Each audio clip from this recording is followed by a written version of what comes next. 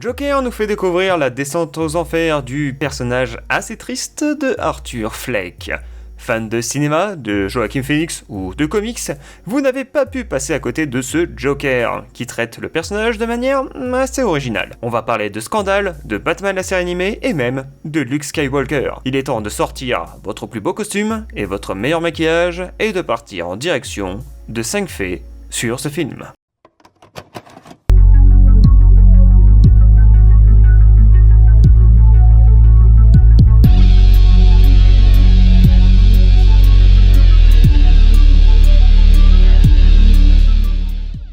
Incarner le Joker.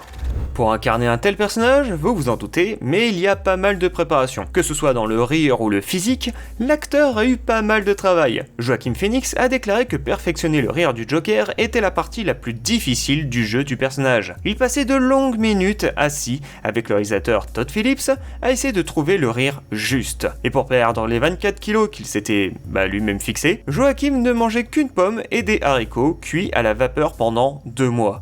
Ouais, c'est absolument tout. L'acteur n'en est pas à son premier coup d'essai puisque dans The Master, il avait aussi fait une grosse chute de poids. Et bien que l'acteur fasse un travail exemplaire, on ne parle pas assez des maquilleurs. Pour créer le maquillage du Joker, l'équipe du film s'est inspirée du tueur en série John Wayne Gacy. Ce criminel se déguisait en Pogo le clown pour amuser les enfants dans les hôpitaux. Il a donc été surnommé le clown tueur. Ouais, tout simplement. Personnage qui est à l'origine de pas mal de clowns tueurs dans le cinéma d'ailleurs. Pour la psychologie, l'acteur a également lu des ouvrages sur les assassins politiques et les assassins en devenir. Mais il a pris soin de ne pas trop définir Arthur. Le but était d'avoir une liberté totale sur son personnage. Par exemple, Joaquin Phoenix a improvisé la scène dans les toilettes publiques. Dans le scénario, Arthur court simplement dans ces toilettes publiques là. Puis il cache l'arme, se lave le visage et puis il se parle à lui-même devant le miroir. Comme quoi, il a bien fait de se préparer et de garder cette liberté. De plus, à la manière de Heath Ledger, mais en moins extrême quand même, Joaquin Phoenix a su créer et capter une figure emblématique des comics. Son but était d'offrir la création d'une image, d'un symbole, d'un Joker à en devenir. D'ailleurs, ce film marque la 2e fois que le personnage du Joker porte un autre nom que celui de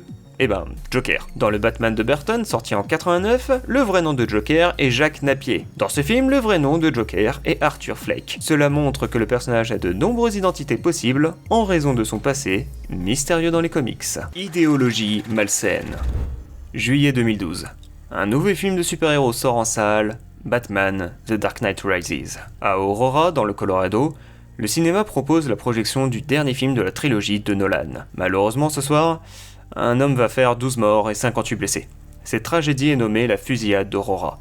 Et James Holmes, qui se renomma le Joker, se laissa attraper par les forces de l'ordre sans résistance. L'homme ne présente aucun lien avec une quelconque organisation et ne revendique pas une certaine idéologie particulière. Ceci est à l'œuvre d'un déséquilibré qui a choisi une avant-première pour frapper un bon coup. Mais du coup, si je vous parle de cet événement horrible, c'est que, cet événement en question a fait peur au FBI. En effet, la sortie approchante de Joker, qui place le méchant au premier plan, pourrait séduire certains psychopathes à reproduire la tuerie. Connaissez-vous le groupe Incel ?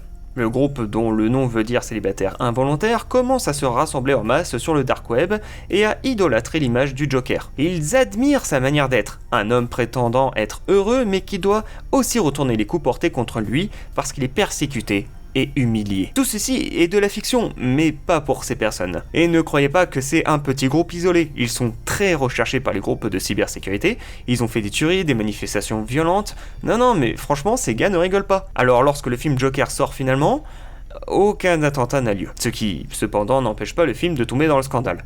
Le film se veut réaliste et violent. Il permet à beaucoup d'associations de crier et des mouvements politiques sont lancés. Mais vous voyez un film d'action comme John Wick, qui est brutal et sanglant. Normal, c'est un film d'action. Mais Joker lui choque. Pourquoi ? Personnellement, je regarde John Wick ou Joker de la même manière, parce que c'est de la fiction. J'aime beaucoup une phrase qui est « Si les cinéastes doivent constamment répondre aux pires choses que leur public puisse imaginer, aucun art de valeur ne serait jamais réalisé. » On idéalise des idées fictives. Oui, Joker est réaliste, et bien réalisé. Ne serait-ce pas suffisant pour dire que c'est un chef-d'œuvre ? En tout cas, dans notre sujet, le film a fait couler beaucoup d'encre, et on n'en demandait pas plus. Warner Bros. Et le budget. Warner Bros a d'abord hésité à laisser Todd Phillips à réaliser son film, le trouvant trop sombre et violent. Il craignait que cela ne ternisse l'image du Joker auprès des enfants qui achètent chaque année des millions de jouets et de produits dérivés. Bah oui, un film classé rated R empêchera les enfants de voir le film et donc d'acheter des jouets. Cependant, un an plus tard, et après avoir été convaincus par Todd Phillips, ils ont finalement accepté de poursuivre le projet. Une adaptation cinématographique violente de comics d'ici, classée R, n'est pas une nouveauté pour Warner Bros, qui a déjà dépensé des sommes considérables pour V pour Vendetta, sorti en 2005, et Watchmen, sorti en 2009, ce dernier ayant coûté plus de 130 millions de dollars, soit plus du double que celui de Joker. Approuvé par le Joker. Si je mets ce générique, cela vous rappelle quelque chose ?